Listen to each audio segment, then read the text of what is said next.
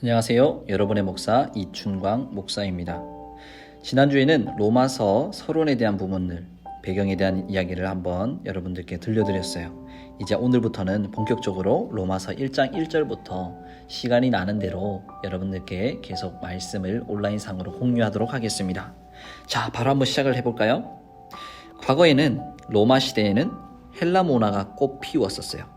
자, 그 가운데 쓰여졌던 그 수많은 편지를 보게 되면 편지를 쓴 사람의 이름과 받는 사람의 이름과 인사말로 구성이 되어 있어요. 자, 로마서도 한 가지 편지이죠. 이 편지에서도 세 가지 요소가 등장합니다. 자, 그렇다면 로마서를 쓴 사람, 지난주에 배웠죠? 바울입니다. 받고 읽는 1차 독자들은 누구였을까요? 네, 로마의 성도들입니다. 자, 인사말 같은 경우에는 본서에는 1절에서 7절 사이가 해당이 되는데, 당시 편지에서 흔히 볼 수 있는 문안 인사말 대신 특별한 신학적인 의미를 담은 다소 무거운 인사로 채워져 있어요. 특별히 은혜와 평강이라는 단어를 사용했고요. 이때 평강이라는 말은 유대인 사이에서 흔히 하는 안녕이라는 상투적인 인사였어요. 자, 사도 바울은요, 인사말에서 자기 자신을 정말 잘 소개했어야 됐습니다. 왜냐고요? 지금까지 로마 교회 교인들을 사도 바울은 단 한 번도 보지 못했기 때문에, 어쩌면 서로가 잘 몰랐기 때문에 자기 자신을 잘 소개했어야 됐어요. 또 독자들이 하나님의 복음을 잘 수용할 수 있도록 로마서 전체 핵심을 인사말에 담을 필요가 있었던 거예요. 이처럼 사도 바울은요, 인사말에서 스페인과 그 너머의 지역을 대상으로 미래의 선교개혁을 실현시킬 전초기지를 바로 로마로 잡았다라는 것을 알 수가 있습니다. 자, 이제 본론으로 한번 들어가 볼게요. 1절 한번 성경을 통해서 따라와 주시면 좋겠어요. 사도 바울은 자기 자신을 다음과 같이 소개해요. 특별히 자기 자신을 어떻게 인식하는지 세 가지로 나누어서 우리가 살펴볼 수가 있다고요. 첫 번째, 예수 그리스도의 종이다. 두 번째, 사도로 부름받은 자이다. 세 번째, 복음을 위해 택정함을 입은 자이다. 자, 그렇다면 먼저 첫 번째, 예수 그리스도의 종이라고 생각한 사도 바울을 살펴봅시다. 구약시대의 종이라는 건 일정 기간의 의무적 종살이가 마치게 되면 주인과 평생 종으로 살지 다른 주인의 종이 될지를 선택할 수 있었어요. 만약 종이 계속 그 주인을 모시고 산다면 주인은 자원하는 종의 귀를 송곳으로 뚫어버렸어요. 아팠겠다, 그렇죠? 이 표지는 그 종은 이제 영원히 그 주인에게 속한 자라는 의미였어요.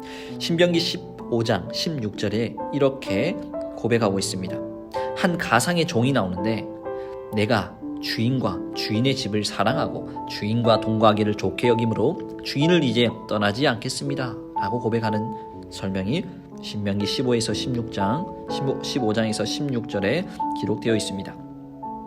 바울은 구약의 종 개념을 빌려 자의적으로 자신은 예수 그리스도의 종이다 라고 밝힙니다. 이 표현은 구약에서 볼 수 있는 여호와의 종이라는 표현을 본뜬 거예요.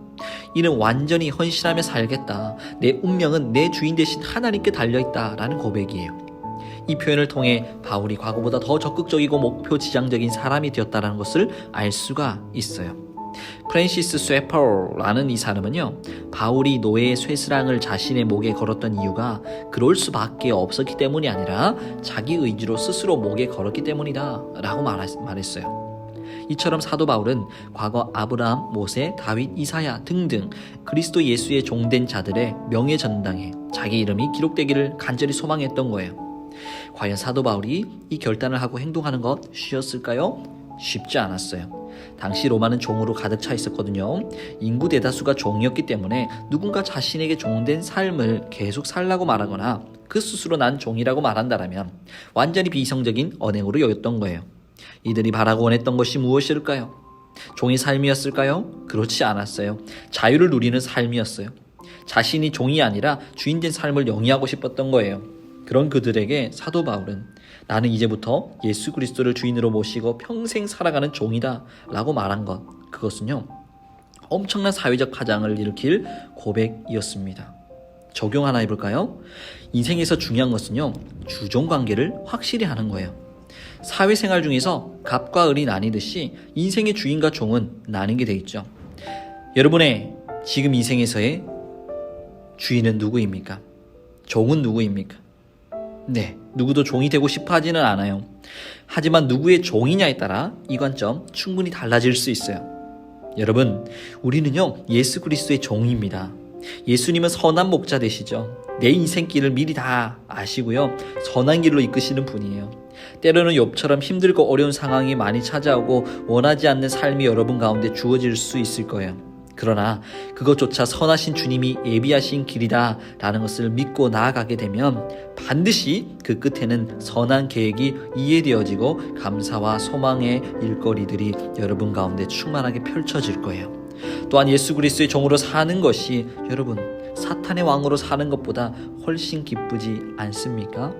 예수 그리스도의 종으로 사는 기쁨이 우리들 가운데 넘쳐 흘러나기를 간절히 축복합니다. 여러분, 두 번째, 사도 바울은 자신을 철저히 사도로 부름받은 존재이다 라고 인식했어요. 사도라는 말은요, 보냄을 받은 사람을 말하고 있습니다. 바울은 두 가지 의미에서 보냄받은 자였죠. 첫째는 과거 유대교에서 열심을 다했을 때에 유대인들로부터 보냄받은 자가 되어서 예수님 믿는 자들을 핍박했죠. 둘째, 이제 예수님께로부터 보냄을 받아 그분을 알지 못하는 자들에게 복음을 전하는 자가 되었어요. 무엇보다 1절부터 자신이 사도라는 것, 여러분 왜 언급했을까 궁금하지 않아요? 그 이유는 바로 많은 사람들이 사도성을 의심했기 때문이에요. 왜냐하니까 예수님의 공생의 기간 중에 사도 바울 자신은 계속 예수님 믿는 자들을 핍박했기 때문이에요. 그래서 그 핍박자가 자기 눈앞에 나타나서 예수 그리스도를 온전히 증거하다 보니 저 사람 진짜 사도성 정말 의심해봐야 되는 거 아니냐? 충분히 그렇게 생각할 수 있었겠다. 그죠? 자, 바울이 사도임을 자랑하는 것은 또 아니에요. 로마서 안에 담긴 것이 정말 개인의 사심 없는 복음의 진리가 담겨 있다는 것, 그것을 효과적으로 전하기 위해서 자신은 사도로 부름받은 자이다, 공인된 자이다, 자격증에 합격한 자다 라는 말입니다. 과거 사도 바울이 자신을 종으로 고백하는 편지가 디도서, 빌립보서가 전부인데 1장 1절의 사도라는 이 칭호는요, 대다수 바울이 쓴 편지의 서론에 등장하고 있어요. 그만큼 수많은 편지 속에서 자신은 사도로 부름받은 자다, 사도로 부름받은 자다 라고 이야기했던 거죠. 사도라는 건 예수님이 구원과 관련된 모든 일하는 것을 친히 임명하여 맡기신 자를 말하고 있어요. 특별히 사도라는 건 이방인에게 전도하는 의무가 있었어요. 하나님은 이 일에 바울을 선택했어요. 바울 입장에서는 지원서 쓰고 사도직에 도전한 것이 아니에요. 하나님께로부터 그저 부르심을 입은 자가 되었을 뿐입니다.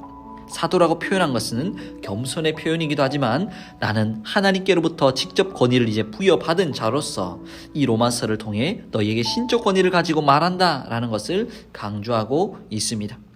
적용 하나 해볼까요? 나는 지금 보냄받은 자녀답게 살고 있어요?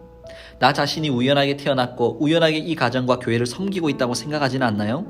하지만요, 하나님께서 특별하게 우리를 선택하고 하나님을 드러내라고 보내주신 이 귀한 하나님의 용사가 바로 나라는 것 잊지 마시기 바랍니다.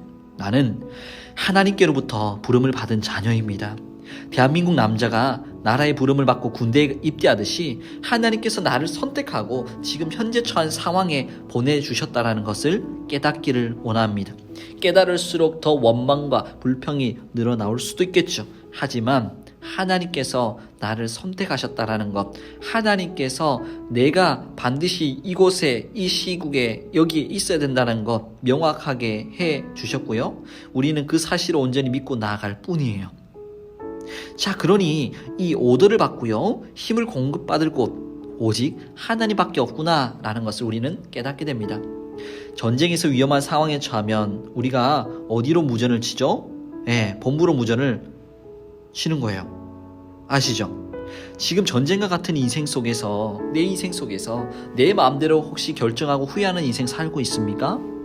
이제는요, 그 인생 좀 내려놓읍시다. 이제는 나를 보내신 하나님께 의지하고 하나님께 보냄받은 자녀답게 삽시다.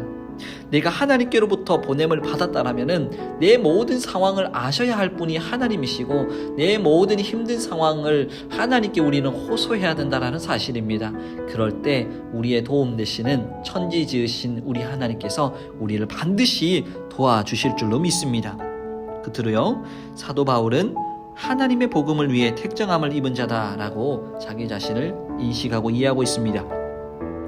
먼저 여기 1절 말씀 보면 예수님의 복음이라고 표현하는 것이 문맥상 굉장히 자연스럽지 않겠습니까?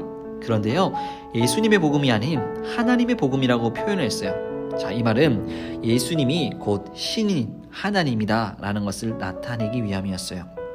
과거 유대인들이 믿고 있는 구약 속의 하나님이 지금 소유하는 복음을 너희에게 전한다 라는 의미를 강조하기 위함이었어요. 또 갈라디아서 1장 15절에는 바울은 스스로 엄마 태에서부터 복음을 위해 택정함을 입었다라고 표현되어져 있어요. 다시 말해서 하나님은 나를 따로 구별하여 불렀다. 특별하게 불림받은 존재가 바로 나이다 라고 설명했던 거예요. 그래서요, 우리는 거룩하게 구별된 성도라고 일컬음을 받기에 충분합니다. 택정함을 입었다라는 말이 보이죠? 원어의 또 다른 의미는요, 임명하다라는 거예요. 즉, 이제 특별하게 불려진 자녀는 하나님의 복음을 전파하는 일에 임명되었으니 이 일에 헌신해야 한다라는 의미예요. 1절에 택정함을 입었다라는 것은 오직 복음을 위한 택정함이라는 사실을 명심해야겠어요. 참고로 1에서 3절의 복음이라는 말은요, 그 복음 자체를 의미하기도 하지만 그 복음을 전하는 행위를 뜻하기도 합니다. 이 복음을 위해 사실 사도 바울이 평생 하나님께 바쳐진 헌신자로 살았었다라는 것 이해하면 좋겠어요. 또 하나님의 라는 표현이 보이시죠? 이 하나님의 라는 표현은 하나님이 보내신이라는 의미로 볼 수 있어요. 이것을 조금 쉽게 조금 풀어 설명을 드리겠습니다. 로마서는 하나님에 관한 책이다라는 것, 하나님이 구원을 가져오려고 어떻게 행동하고 정의가 어떻게 보존되었고 하나님 목적들이 역사적으로 어떻게 실현되었는지 하나님을 그의 백성이 어떻게 섬길 수 있는지에 대한 이야기다라고 요약할 수 있습니다. 적용 하나 해볼까요? 하나님이 우리에게 복음을 주셨어요. 그 하나님의 복음이 다음 주에 정확하게 무엇인지 한번 살펴보도록 하고요. 우리가 때로는 자녀를 위한, 부모를 위한, 학업을 위한, 연애를 위한, 내 다양한 쾌락을 위한 삶을 살고 싶은 유혹이 들 때가 참 많이 있어요. 하지만 우리는 하나님의 귀한 복음을 지켜내고 전달하는 삶을 살 의무가 있어요. 왜냐고요?